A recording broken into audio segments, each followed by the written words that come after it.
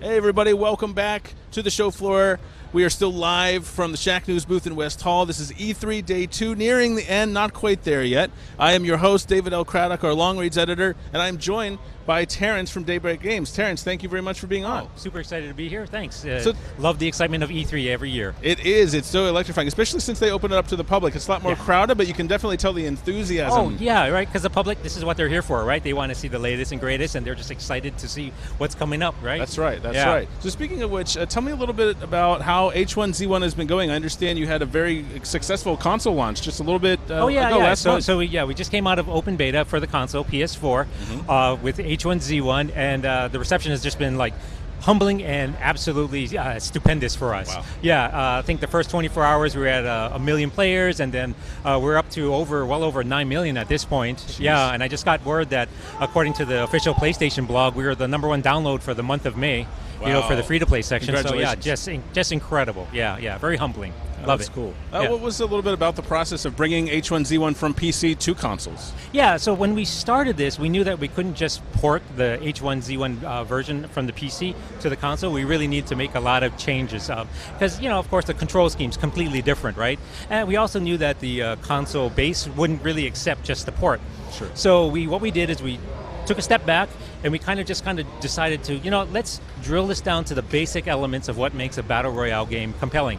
And we decided that we would focus on what we kind of call a pure Battle Royale experience. So we tried to cut out a lot of the fluff. So, for instance, we got rid of crafting. That's what you have on the PC. You don't have to deal with that on the console version. Oh, those excited people out there.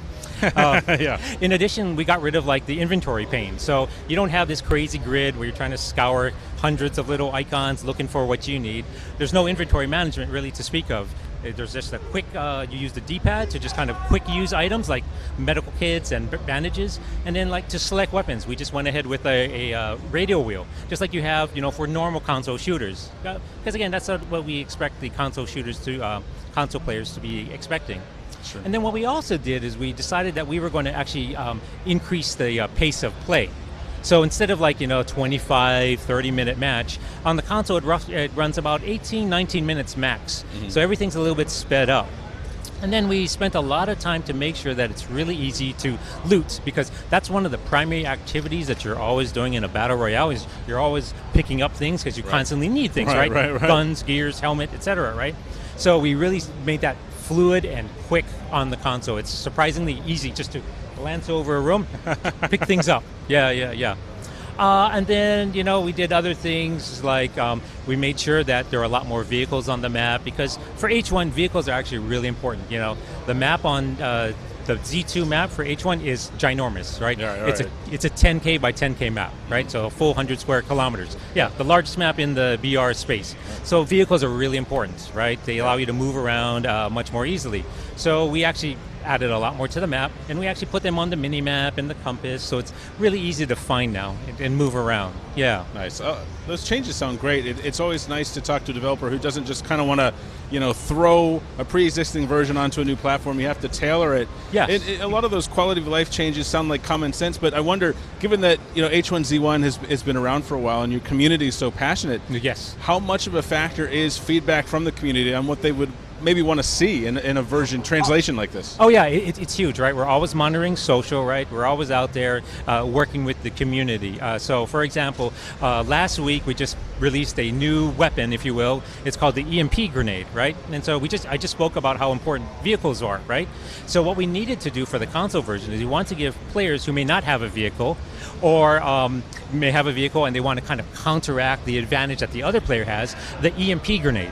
And so you just throw it at the vehicle, it's got a generous radius, and then for a full 20 seconds, that vehicle is completely disabled. And 20 seconds in a shooter is an eternity. So that went out there just last week, and now we're just kind of sitting back and watching what the reaction is. And if it's overpowered, underpowered, doesn't do what we were hoping it does, then we'll work on those iterations. Another example is in a little while we have a new object called the airstrike signal. Basically, you throw it out there; it's like this big flare, and then a few seconds later, fighter bombers will come whizzing by and just pepper the area. Yeah. So big effect, very rare weapon. So you have to wisely choose when to use that.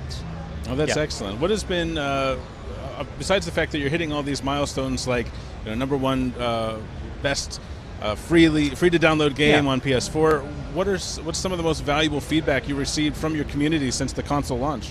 Oh, really? About the developing meta about the game. What are the pain points for the players? They're constantly asking for quality of life fixes, and that was some of the things that we were working on for the first 2 weeks. Actually, there were some stability issues because we really wasn't expecting that giant rush of players. Sure. So that was really really painful. But we worked hard to try to smooth out as much as possible.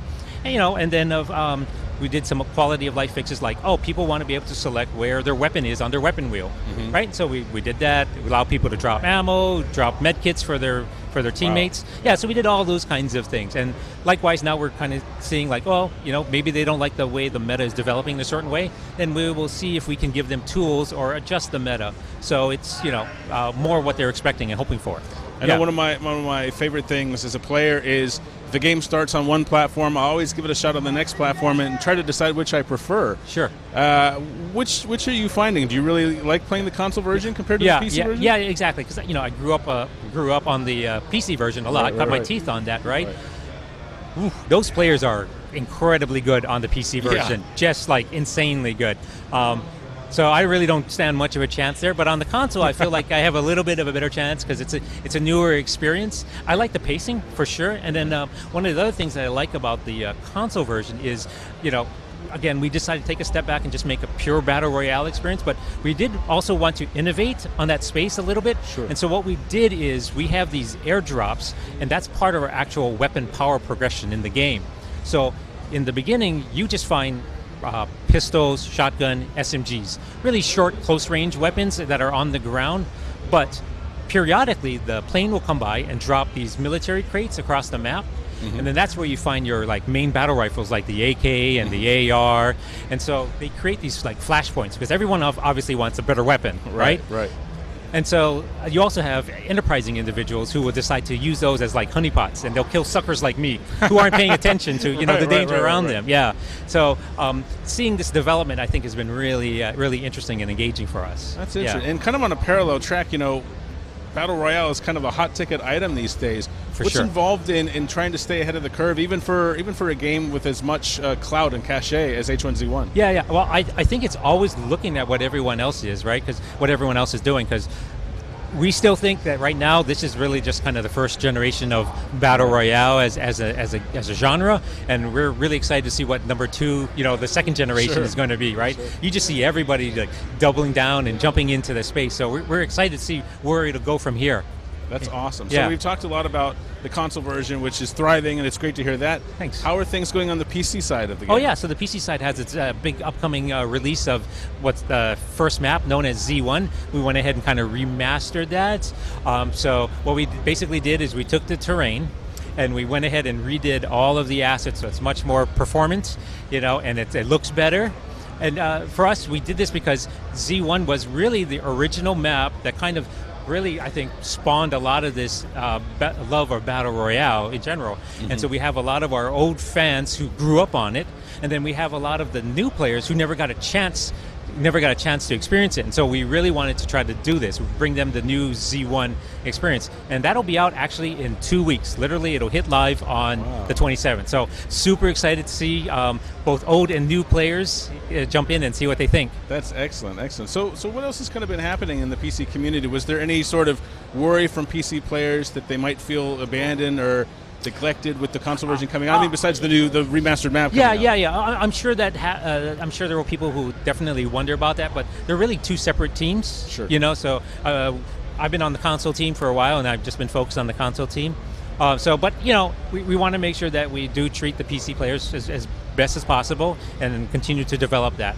That's excellent. So I'd like to hear more about your history with this project in particular. How did you first get involved with H1Z? Yeah, so I actually joined Daybreak almost about 3 years ago, 2.5 years ago. I joined before it was just a single product.